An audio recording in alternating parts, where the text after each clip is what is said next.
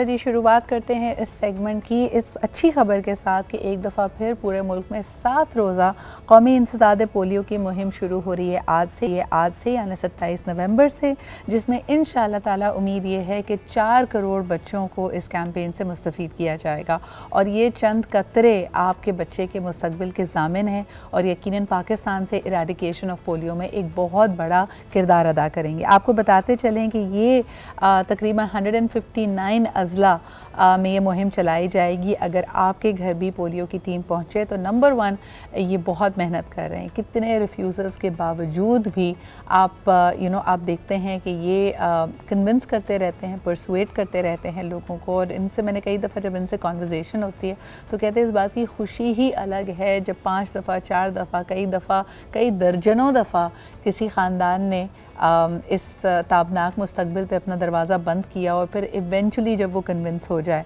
तो कहते हैं कि हमें लगता है कि हमने अपना एक छोटा सा किरदार अदा किया है, एटलीस्ट एक बच्चे को या 2 बच्चे को, जितने भी बच्चे उस घर में हैं उसके मुस्तकबिल को सेव किया। आपको बताते चलें कि 5 साल की उम्र तक के हर बच्चे के लिए ये क़तरे बहुत ज़रूरी हैं। बेशक अगर आपने पिछले साल इस मुहिम में हिस्सा लिया भी है, मेक श्योर कि ये बच्चे दोबारा ये क़तरे पिएँ। और अगर आप ख़ुद कहीं जाके ये करना चाहते हैं 27 नवंबर से लेकर 3 दिसंबर तक मेक श्योर कि किसी करीबी क्लिनिक पे चले जाएं, उसका कार्ड अपने पास रखें ताकि जब पोलियो की टीम आपके पास पहुंचे तो आप वो एविडेंस दिखा सकें। इससे जो डेटा कलेक्शन है मुल्क का उसमें भी आप हिस्सा डालेंगे। ज़रूरी ये है कि यहाँ पे झूठ से, मकर से, किसी एक्सक्यूज़ से काम लेने के बजाय हम हुकूमत का साथ दें ताकि पोलियो जो कि पूरी दुनिया में नापैद हो चुका है, ख़त्म हो चुका है, हम अभी भी इससे जूझ रहे हैं। हर पाकिस्तानी बच्चे का मुस्तकबिल, हमारी कौम का मुस्तकबिल ताबनाक रहे। सो वंस अगेन 27 नवंबर से लेकर 3 दिसंबर 7 रोज़ा ये मुहिम है। 159 अज़ला में ये चलाई जाएगी। मेक श्योर कि पंजाब, सिंध, बलूचिस्तान, इसमें जहाँ जहाँ भी ये पोलियो की टीम आपके पास पहुँचे आप इनका साथ दें। आगे बढ़ते हैं जी आज के प्रोग्राम में हम बड़े अहम मौजू के बारे में, जिसमें हम बात करते हैं ज़ाहिरी खूबसूरती। अभी हम थोड़ी देर पहले एतमाद की बात कर रहे थे। यकीनन कहते हैं ना जी अल्लाह ताला हुस्न दे तो नज़ाकत आ ही जाती है। ये जो नाज़ुक अदाम लोग होते हैं जिनका चेहरा, जिनकी जाज़बियत आपको, मुझे, सबको रिझाती है, सवाल ये पैदा होता है कि क्या ये प्रोफेशनल सक्सेस में भी कन्वर्ट होती है या नहीं। If you are good looking so do you get a privilege और do you get an advantage. हाल ही में हमने देखा कि एक there was this actor, he is an upcoming actor, very talented as well, लेकिन उन्होंने इस बात का एक पॉडकास्ट में एतराफ़ किया कि जी मुझे अपनी अच्छी शक्ल सूरत का यकीनन फ़ायदा हुआ है। लेकिन बहुत कम लोग होते हैं जो ये हौसला रखते हैं। वो सारा का सारा जो क्रेडिट है ना वो अपने टैलेंट को दे देते हैं, अपनी किस्मत को दे देते हैं। क्या हम वाकई रियलाइज़ करते हैं कि हमारी अच्छी सी भोली सी सूरत हमारे लिए कई अपॉर्चुनिटीज़, कई सुनहरे मौके खोलती है? और क्या ये सही है, गलत है? जिन लोगों को ये मौके नहीं मिलते उनका क्या ख़्याल है? और कई दफ़ा जब आप अपनी अच्छी शक्ल सूरत की वजह से नेगेटिव अटेंशन भी अपनी तरफ ड्रॉ करते हैं, नज़र को अपनी तरफ ड्रॉ करते हैं, या मुख्तलिफ़ हादसात, क्योंकि आप सिंगल आउट हो रहे हैं, आप बहुतों से बेहतर हैं तो शायद आप किसी का निशाना बन रहे हैं, ये डार्क साइड भी है आपकी अच्छी शक्ल सूरत की जिसके ऊपर बात नहीं की जाती। So we gonna take both of them in context. तो सबसे पहले जी हमारे साथ मौजूद हैं अक्सा दुरानी। आप एक HR प्रोफेशनल हैं, लर्निंग एंड डेवलपमेंट से ताल्लुक़ है। एक ऐसा शख्स जिसको बचपन से ये एहसास दिलाया जाए कि वो दूसरों से मुख्तलिफ है, ज़्यादा जाज़िब नज़र है, उसका पर्सनालिटी पे क्या असर पड़ता है, उनसे जानेंगे। बहुत शुक्रिया अक्सा हमारे साथ मौजूद होने के लिए। And of course we also have with us Amjad Ali. Amjad साहब भी हमारे साथ मौजूद हैं जो कि एक मोटिवेशनल स्पीकर हैं। आपकी भी आमद का बहुत शुक्रिया। अमजद, अगर सबसे पहले आपसे ही शुरुआत की जाए इस बात की, क्या आपको लगता है कि अच्छी शक्ल सूरत प्रोफेशनली लोगों को फ़ायदा देती है? आप क्या कहते हैं इस बारे में? जी Sidra, first of all thank you so much, और जितने सुनने वाले हैं अस्सलाम वालेकुम। वालेकुम अस्सलाम। जी बिल्कुल, ये ऐसे ही है जैसे आपको एक मौका तो किस्मत से मिल सकता है, अच्छी शक्ल से मौका तो मिल सकता है, लेकिन उसको आप सक्सेस में कन्वर्ट अपने टैलेंट से ही करते हैं। जो अच्छी शक्ल सूरत है ये ऑफ कोर्स आपको कामयाब करने की गारंटी, ये आपको कामयाब करने की डिलीवर आपको परफॉर्म करना पड़ता है, डिलीवर करना पड़ता है, और एक ब्रांड की शक्ल में अपने आप को प्रमोट करना पड़ता है।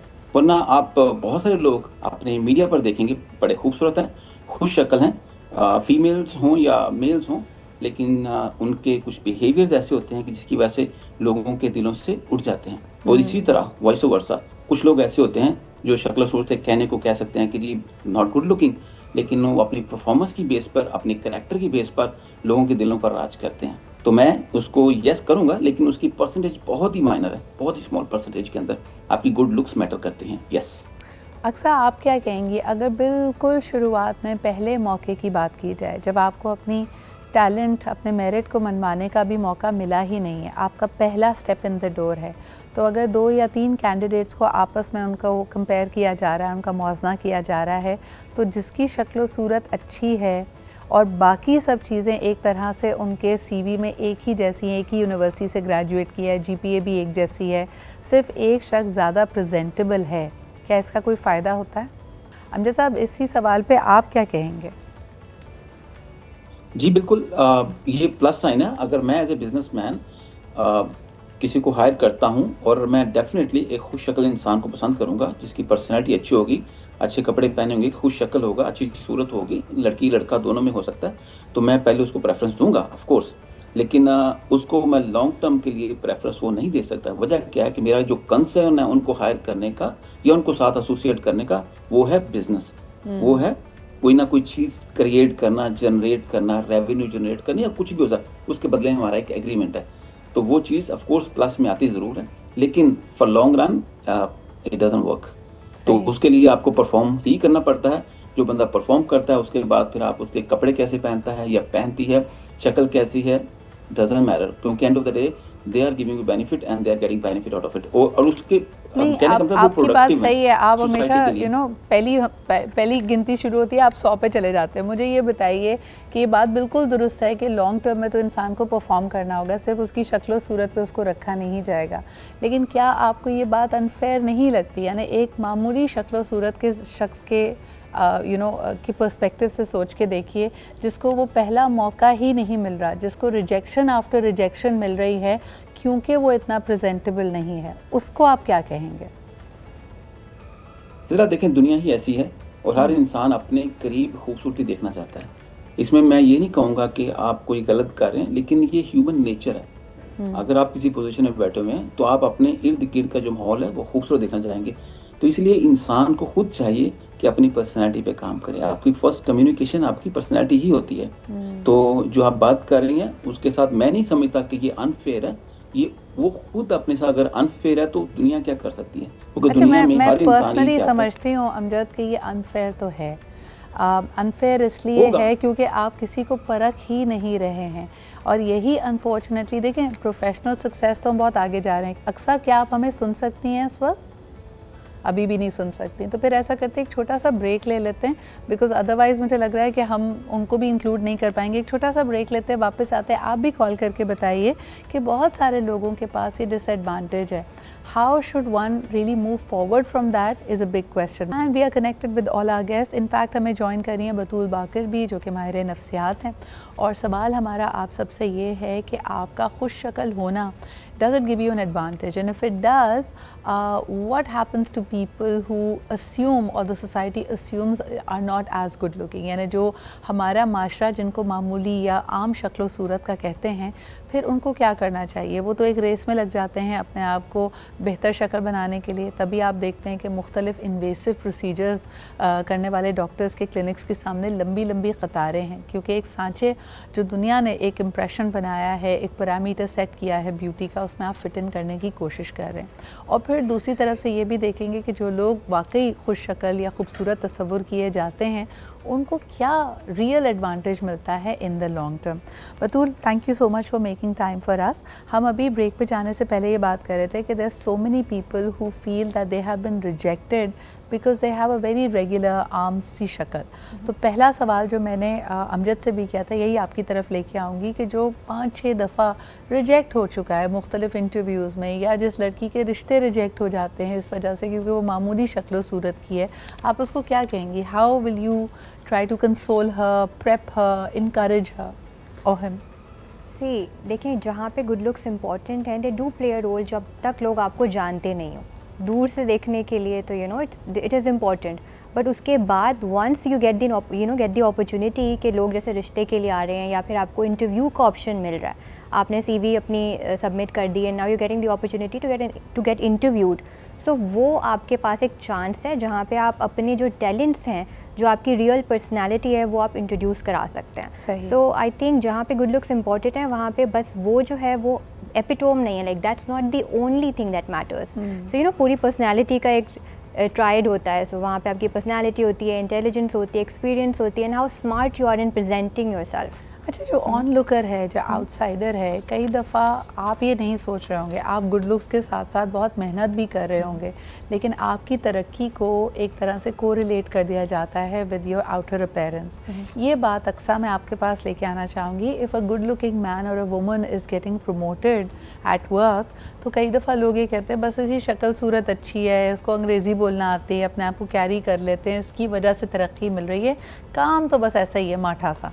इस पे आप क्या कहेंगी? अमजद साहब, ये सवाल आपके पास ले आती हूँ, आप बताइए, जब किसी को तरक्की मिल रही है और वो खुशशक्ल हो और सारा क्रेडिट उसकी लुक्स को दे दिया जाए, उसकी मेहनत को ना दिया जाए, तो आप क्या कहेंगे? ख़ास तौर पे मीडिया में ये होता है, एक खातून है जिसका ड्रामा अगर हिट हो गया एक्टर का, तो उसके बाद ड्रामों की लाइन लग गई, लोगों ने कहा बस शक्ल सूरत प्यारी है, एक्टिंग तो कोई ख़ास नहीं करती। क्या कहेंगे आप इनके लिए? जी बिल्कुल, ये मैटर तो करता है थोड़ा बहुत, और ये ज़्यादातर वहाँ पे होता है जहाँ, जो मेरा एक्सपीरियंस कहता है कॉर्पोरेट वर्ल्ड के अंदर, जहाँ पे डायरेक्ट जो अप्रोच होती है वो ओनर की या जो डिसीजन मेकर होते हैं उनकी नहीं होती, मैनेजर्स लेवल पे होते हैं, जहाँ पे कोई इतना खास मैटर नहीं करता कंपनी लॉस में है प्रॉफिट में है। मैं एक कॉर्पोरेट वर्जन की बात कर रहा हूँ। तो वहाँ पे अपने इंटरेस्ट के लिए या अपनी दिल की खुशी के लिए तो ये चीज़ें हो सकती हैं, लेकिन जहाँ पे डिसीजंस मेकर बैठे होते हैं, जहाँ पे नंबर्स गेम की बात होती है, तो वहाँ पे जहाँ मेरा नज़रिया है, मेरा एक्सपीरियंस है, ये चीज़ें मैटर नहीं करती, क्योंकि वहाँ पे देखा जाता है कि कौन बंदा प्रोडक्टिव है। नहीं, नंबर्स गेम में भी आप देखें, अगर मैं प्योरली सिर्फ मीडिया की बात करूँ अमजद साहब, कई एक्टर्स को मिसाल के तौर पे ब्रांड एम्बेसडर्स के तौर पे लिया जाता है, और जब तक वो एक्टिंग कर रहे हैं या एक पब्लिसिटी कैंपेन का हिस्सा हैं, एड में काम करें जहां उनको बताया गया है कि उन्होंने क्या बोलना है, तो बड़ा अच्छा परफॉर्म करते हैं।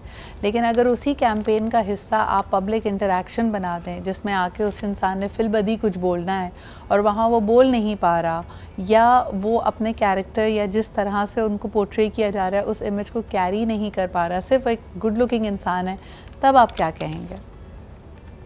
बिल्कुल बिल्कुल बजा फरमाया। मैं 100% इस चीज़ से एग्री करूँगा कि वहाँ पे आप मेल्स हो सकती हैं, फीमेल्स हो सकती हैं, यहाँ पे उनकी लुक्स है या उनको तैयार करके या मेकअप करके या मेडअप करके उनको प्रेजेंट किया जाता है, और वो चीज़ बिकती है मीडिया पे और मैगजीन्स में बिकती है। लेकिन उसके अदर कॉन्टेक्स्ट में जाएं जहाँ बात करनी पड़े, आपने 100% सही बजा फरमाया कि वहाँ पे वो परफॉर्म नहीं कर पाते, फिर वहाँ फेल हो जाते हैं। लेकिन दुनिया कहती ठीक है, जो दिख रहा है वो बिक रहा है, क्या फ़र्क, हमें किसी को क्या बुलाना, हमें एक शो पीस के तौर पे यूज़ करना है। तो ऐसा है, ये भी ज़िंदगी के अंदर हमारे पास एक पर्सपेक्टिव मिलता है, और मैं एग्री करता हूँ इस बात पे, ये चीज़ बिकती है इस मामले में। और ख़ास तौर पर कोई भी ऐसा प्रोजेक्ट है, वहाँ पे सपोज कोई भी ऐसा वुमेन चले जिसमें प्रॉपर्टी हो गया या कोई भी चीज़ जिसमें वुमेन का कोई लिंक नहीं है, लेकिन वहाँ पे शक्ल बिक रही है, मीडिया पे देखिए बड़ी बड़ी होर्डिंग्स लगी हुई हैं, तो जो चल रहा है बिल्कुल है। आप क्या कहेंगे कि ये आमतौर पे ख़वातीन का मसला समझा जाता है, but if I look at man, I think they are bigger victims to it. A good looking man always gets a role as a hero, और जो मामूली शक्ल सूरत का इंसान होता है या जो कन्वेंशनली गुड लुकिंग या हैंडसम नहीं समझा जाता, आप देखेंगे कि अक्सर उनको नेगेटिव कैरेक्टर्स दिए जाते हैं। दिस परसेप्शन ये मेरे ख्याल में बहुत पुरानी हमारी फेरी टेल से चला आ रहा है कि जो गुड लुकिंग इंसान है वो अच्छा भी है, और जो ऑर्डिनरी लुकिंग शख्स है वो शायद विलन हो सकता है। Do you find that to be problematic? It is problematic, like आप किसी को भी जज करें just by their looks, it's not fair at all. लेकिन अगर हम साइकोलॉजी की बात करें तो सोशल साइकोलॉजी में देयर आर न्यूमरस रिसर्चेस जहाँ पे एक्चुअली शो किया गया है कि your looks have are correlated with your personality types also. Absolutely. For example, जो बिल्कुल petite लोग होते हैं, thin पतले लोग होते हैं, उनकी different type of personality होती है। जो regular होते हैं, mesomorph, endomorph, ectomorph, these are the terms. तो उसमें जो थोड़े fat होते हैं उनकी different personality होती है।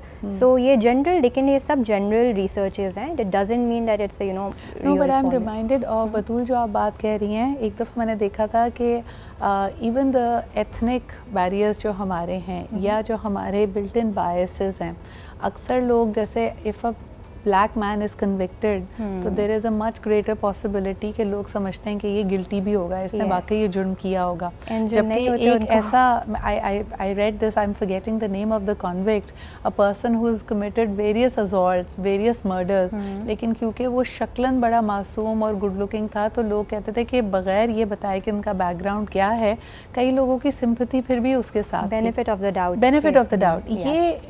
ये माशरे की अभी कंडीशन दिस वे, हम यू नो मास मीडिया की वजह से ऐसे कंडीशन हो गए या ये फितरी अमल है? ये यूनिवर्सल बायस है जो लोगों का होता है, और वुमेन के लिए भी होता है, मेन के लिए भी होता है। गुड लुकिंग मैन हैं, they appear as helpers and इनको रीच आउट करो, दे विल हेल्प यू।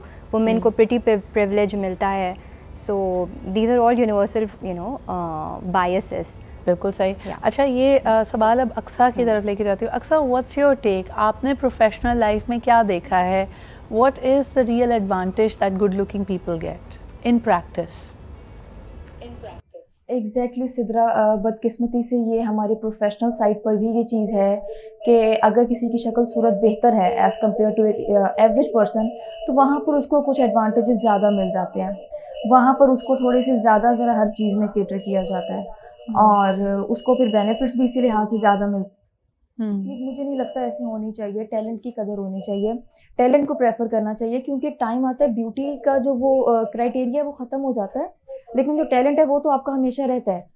तो इसलिए आई प्रेफर कि टैलेंट को ज़्यादा हमें वैल्यू करनी चाहिए एज़ कम्पेयर टू ब्यूटी। बिल्कुल सही।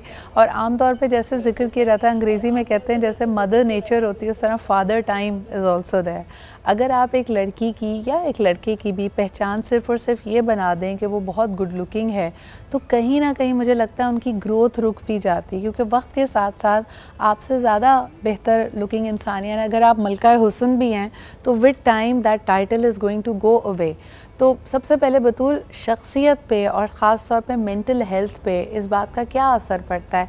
We have seen so many cases जिसमें अगर हम स्नो वाइट वाली कहानी की बात करें तो वो जो ईविल क्वीन थी वो हर वक्त मिरर को देख के ये पूछती रहती थी कि दुनिया में सबसे गुड लुकिंग कौन है, और जहाँ ही मिरर ने ये बोला कि भाई तुमसे ज़्यादा खूबसूरत स्नो वाइट है तो उसकी जेलसी कितनी बढ़ गई थी। And the same we see in practice, ख़ानदानों में होता है, प्रोफेशनली होता है। जब आपका डिक्लाइन आए, जब आपका वजह शोहरत सिर्फ आपकी लुक्स हों और लुक्स आहिस्ता आहिस्ता एज के साथ जा रही हों, तो क्या असर पड़ता है मेंटल हेल्थ पे?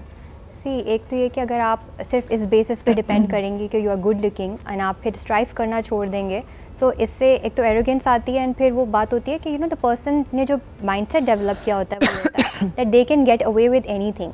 उनको मेहनत करने की ज़रूरत नहीं है। ऐसे स्टूडेंट्स भी होते हैं जो फिर प्रेजेंटेशन की प्रिपरेशन करके नहीं आते, they like we'll just go and we'll do it, so over confidence ज़्यादा हो जाता है उन लोगों में। सो आई थिंक जहाँ पे इस तरीके से पर्सनैलिटी और ये सारी आपकी शेप अप होती है, वहाँ पे one must remember to always keep striving for the best. Like जो आप बेस्ट सेलिब्रिटी को भी देखें जो बहुत गुड लुकिंग हो, लेकिन अगर वो अपने काम पे फोकस करना छोड़ दे, अपनी एक्सपर्टीज़ पे, तो फिर एक टाइम बाद यू नो लोग उनको भी वो नहीं करेंगे। To stay on the top you have to keep working towards it. बिल्कुल। एक छोटा सा ब्रेक लेते हैं, वापस आके ये बात करेंगे acceptance. I think with being good looking with time आपको स्लोली चेंजेस को भी एक्सेप्ट करना पड़ेगा। अगर एक 20 साल की उम्र में आप बहुत ज़्यादा खूबसूरत थे, by the time you going to hit 40 probably you are still very good looking, लेकिन आपका जो अपना पर्सपेक्टिव है शायद अपने बारे में चेंज हो रहा है। That is why it becomes N obsession.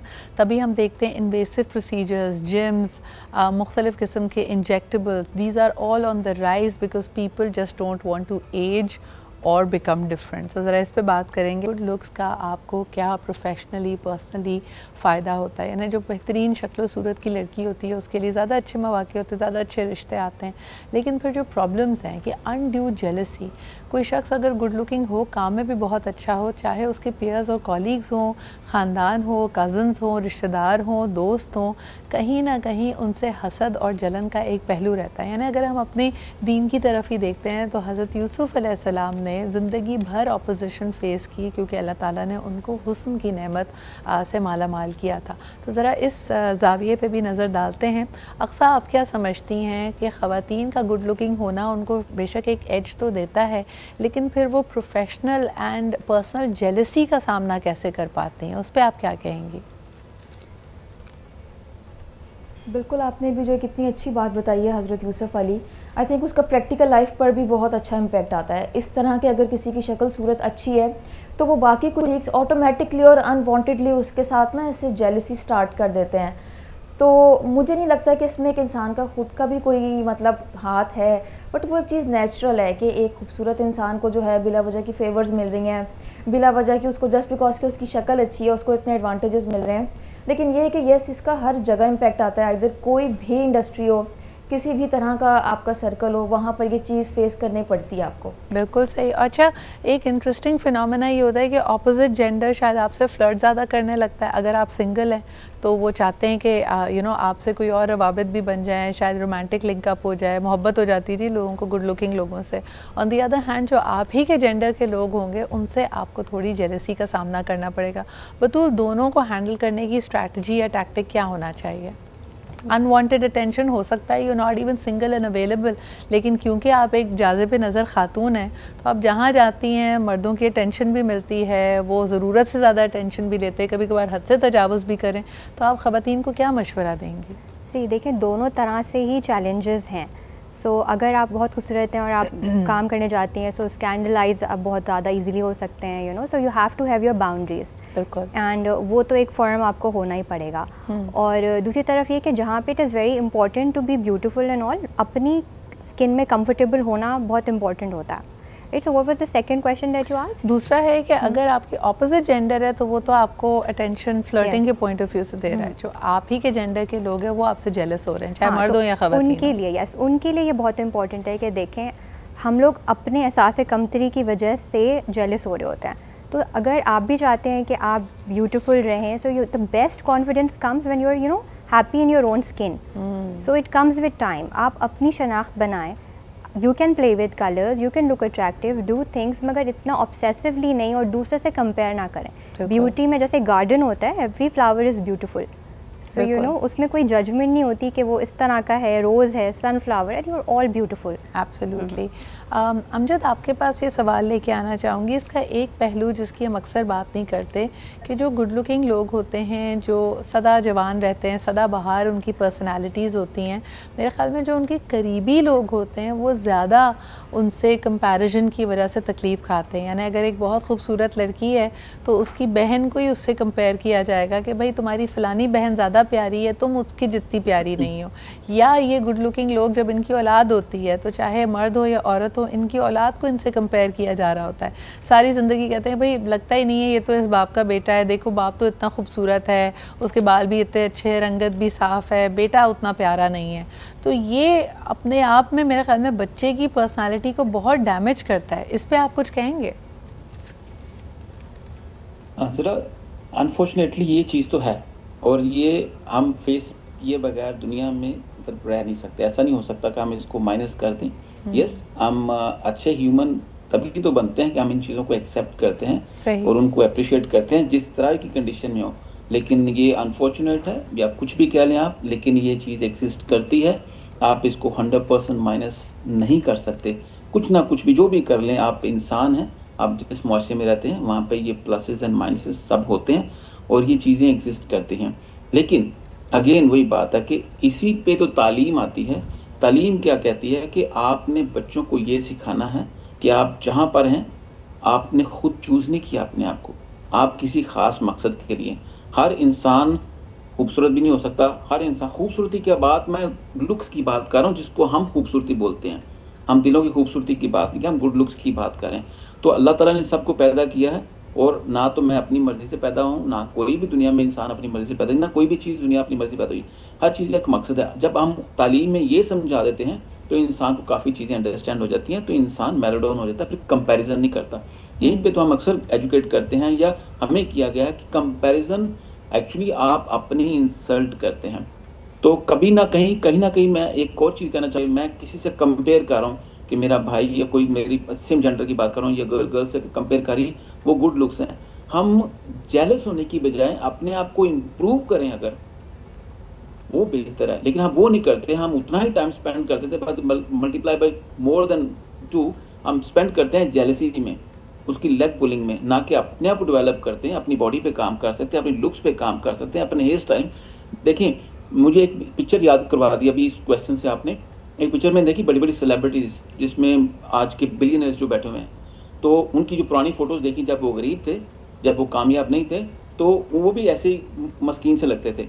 इसका मतलब कहने को कहते कोई भी इंसान बदसूरत नहीं होता, सिर्फ गरीब होता है। ये तो बड़ा ये भी वैसे कहीं ना कहीं आपने चीज़ मैटर करती है। तल्ख बात की है और इसको मज़राहन मजाक भी कहा जाता है, बट यू राइट कि लोग कहते हैं कि अगर आपके पास पैसा हो तो आप अपने आप को ग्रूम कर सकते हैं, लेकिन इस ग्रूमिंग की तगोदौ में कई लोग बहुत बड़ी बड़ी कीमत भी अदा करते हैं। मुझे लगता है कि डाइवर्सिटी हम किल कर रहे हैं। पहले हमें बाल घुंघराले बाल हों, सीधे बाल हों, आप उसकी सेहत पे काम करते थे और आप हर चीज़ को अपने अंदाज में कैरी करते थे। ऑन दी अदर हैंड अब हमें ऐसा लगता है कि we have also become very obsessed with beauty. मुझे ये बताएं, अगर ये सवाल अक्सर मैं आपकी तरफ लेके जाऊं कि हमारे माशरे में अनफॉर्चुनेटली हुस्न परस्ती इतनी बढ़ गई है कि हमने उसको जस्टिफाई कर दिया, हमने उसको नॉर्मलाइज कर दिया है कि भाई अगर पब्लिक फेसिंग जॉब चाहिए तो इसका मतलब है कि आपको गुड लुकिंग होना पड़ेगा। लेकिन अब वेस्ट ही की अगर बात की जाए, बड़ी बड़ी ऑर्गेनाइजेशंस में क़वानीन, HR पॉलिसीज़ बनाई जा रही हैं कि आप किसी को इस बुनियाद पर निकाल नहीं सकते, आप उसकी परफॉर्मेंस, उसके काम, उसके मेरिट को देखें।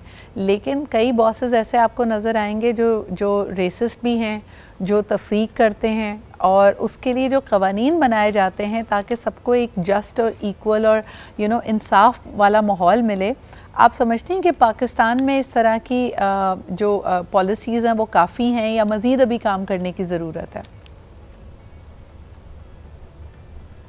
बिल्कुल सिद्रा, मुझे ऐसा लगता है कि इस पे भी मज़ीद हमें काम करना चाहिए और अभी इसमें मज़ीद बहुत ज़रूरत है काम करने की, क्योंकि एक चीज़ जो इतने टाइम से चलती आ रही है, हमारा माइंडसेट एक ही तरह का है। नो डाउट बहुत टाइम लगेगा उसको एक्सेप्ट करने में, एक्सेप्टेंस बहुत जल्दी नहीं मिलेगी अभी, लेकिन एटलीस्ट हम एक कोशिश कर सकते हैं, एटलीस्ट हम एक ट्राई कर सकते हैं पॉलिसीज़ बनाने की। हम कुछ इस तरह के टेस्ट इंट्रोड्यूस करवा सकते हैं जो जस्ट आपके टैलेंट की बेस पे, आपके क्राइटेरिया की बेस पर हो, नॉट बिकॉज कि जस्ट आपका गुड लुक हो आप या आपकी शक्ल सूरत अच्छी है। तो इस तरह की पॉलिसीज़ हम ही इंट्रोड्यूस कराएंगे, हम ही इस तरह की चीज़ें इम्प्लीमेंट करेंगे ताकि इन चीज़ों को हम जितना हो सकता है निगोशिएट कर सकें, जितना ज़्यादा हो सकता है हम इस चीज़ की नफ़ी कर सकें।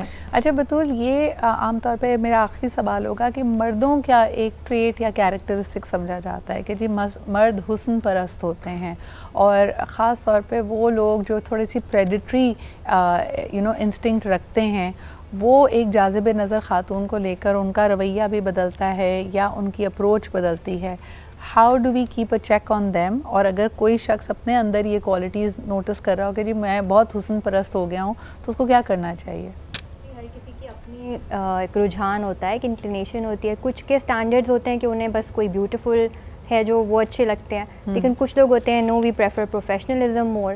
सो everyone has their own standards, so we can't say कि ये गलत है। किसको अच्छा नहीं लगता एक प्लेजेंट किसी के साथ में रहना, जो दूसरा बंदा बहुत प्लेजेंट लुकिंग हो, प्लेजेंटली बात करे। कहते हैं smile is the best ornament that you can wear, वही आपको ऑटोमेटिकली इतना अट्रैक्टिव बना देता है। लेकिन अक्सर ये भी देखने में आता है ना कि अगर आपने किसी की सिलेक्शन सिर्फ इस बुनियाद पे की है कि वो बहुत गुड लुकिंग है, जब आगे जाकर आपको एक्चुअली काम नहीं मिलेगा और ब्लंडर्स बहुत हो रहे होंगे, मिक्सअप्स बहुत हो रहे होंगे, then probably you will be the first person to show this person the door as well कि भाई तुम हसीन तो बहुत है, रख भी लिया इस वजह से तुम्हें, लेकिन अब तुम परफॉर्म नहीं कर रहे हो। So thank you so much. Batool हमारे साथ मौजूद थी, अक्सा एंड अमजद।